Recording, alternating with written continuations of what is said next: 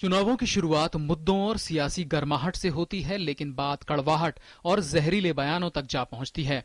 भाजपा के गिरिराज सिंह, अमित शाह, कांग्रेस के इमरान मसूद, सपा के आजम खान, शिवसेना के रामदास कदम और विश्व हिंदू परिषद के प्रवीण तोगड़िया, इन सभी पर नफरत फैलाने वाले बयान देने का आरोप लगा है। कई मामलों में स्थानीय प्रशासन ने एफआईआर भी दर्ज कराई है, लेकिन सवाल ये है कि उम्मीदवार ऐसी भाषा के इस्तेमाल से डरते क्यों नहीं। वजह है हेट स्पीच से निपटने के मामले में चुनाव आयोग के पास अधिकारों की कमी। ज्यादातर मामलों में प्रशासन धार्मिक भावनाएं भड़काने के मामले में ही कार्रवाई करता है। इसके लिए सिर्फ 3 साल तक की सजा या जुर्माने का प्रावधान है। जिन धाराओं के तहत ऐसे मामलों में मुकदमे दर्ज किए जाते हैं, उनमें 2 समुदायों के बीच द्वेष पैदा करने के लिए आईपीसी की धारा 153 और राष्ट्रीय एकता को नुकसान पहुंचाने के लिए धारा 153 भी शामिल है। इन दोनों में ही 3 साल की सजा या जुर्माने का प्रावधान है। धार्मिक भावनाएं भड़काने के लिए 295A और 298 के तहत भी मुकदमा दर्ज किया जाता है।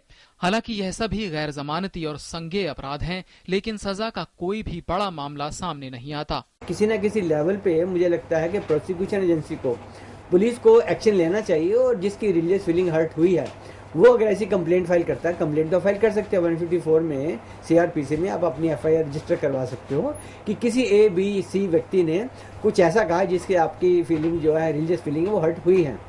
इन धाराओं के अलावा जनप्रतिनिधित्व कानून की धारा 123(3)(a) और 125 के तहत भी कार्रवाई का प्रावधान जरूर है, लेकिन चुनाव आयोग के पास पार्टी या उम्मीदवार के खिलाफ सीधी कार्रवाई करने के लिए कोई विशेष अधिकार नहीं। आयोग तब तक किसी की उम्मीदवारी रद्द नहीं कर सकता जब तक अदालत उसे दोषी न ठहरा दे।